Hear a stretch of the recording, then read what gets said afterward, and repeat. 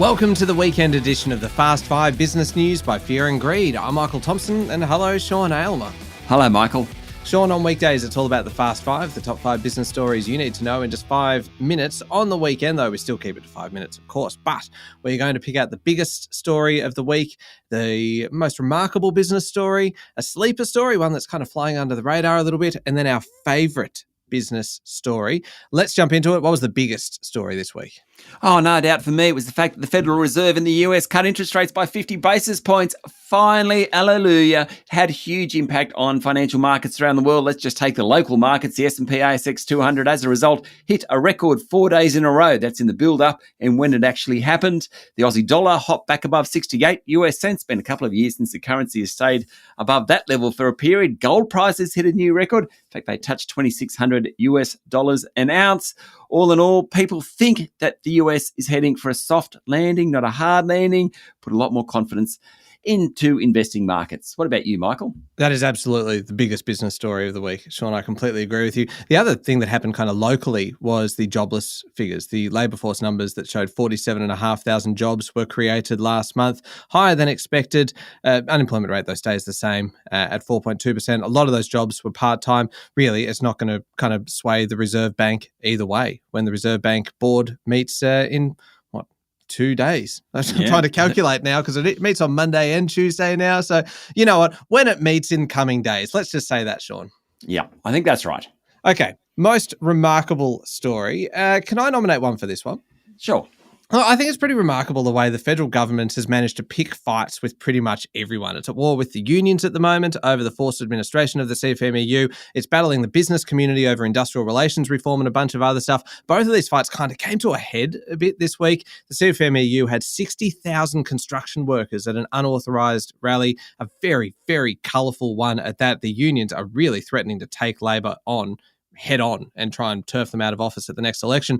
Meanwhile, the government is battling the business community, though they say they are not. We had Prime Minister Anthony Albanese at a Business Council of Australia dinner through the week, basically saying that everything that business wants in terms of kind of the housing, cost of living, the care economy, net zero and skills, these are all issues that are being addressed by the government. What it means, though, is we're heading into an election at some time in the next kind of 6, 7, 8 months or so with the government fighting its traditional allies, the unions, its traditional enemies, big business, and actually probably some fights within Labor itself. They got battles on all fronts. They sure do. Just a quick mention of my most remarkable story. It's how much domestic economy airfares have risen since the demise of Rex and before that Bonza. In fact, they're up 12% in just a couple of months. That's according to the Bureau of Infrastructure, Transport and Regional Economics. Overall, airfares are actually a bit lower than the long-term average, but the fact that they've risen 12% in 3 months, annualise that, that's 48%. I think that's quite incredible and just shows how important competition is in all markets, but particularly in the airlines market if we want to keep fares down.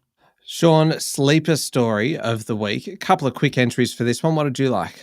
I like the fact that we did an FTA with the United Arab Emirates this week, the UAE.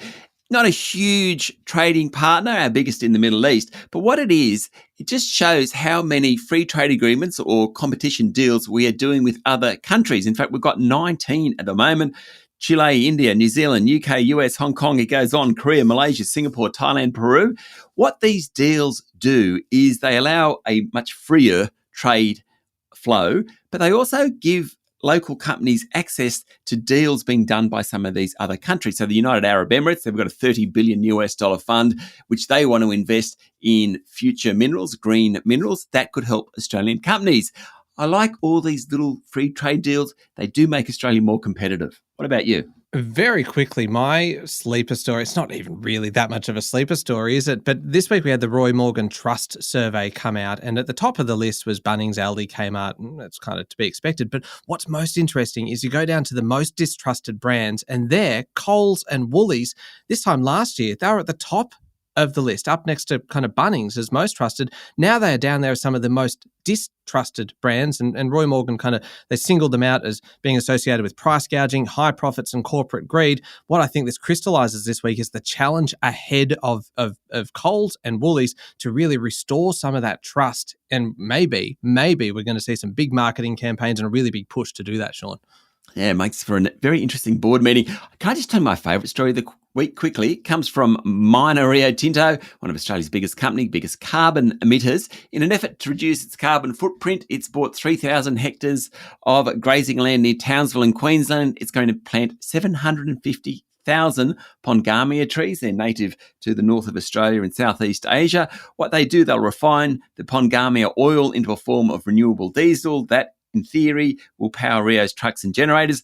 Like traditional fuels made with oil extracted from underground rocks, biofuels release carbon into the atmosphere when burned, but they're considered neutral for the climate because the carbon in biofuels originally was sucked out of the atmosphere for the tree, so the burning of biofuels doesn't release any additional carbon.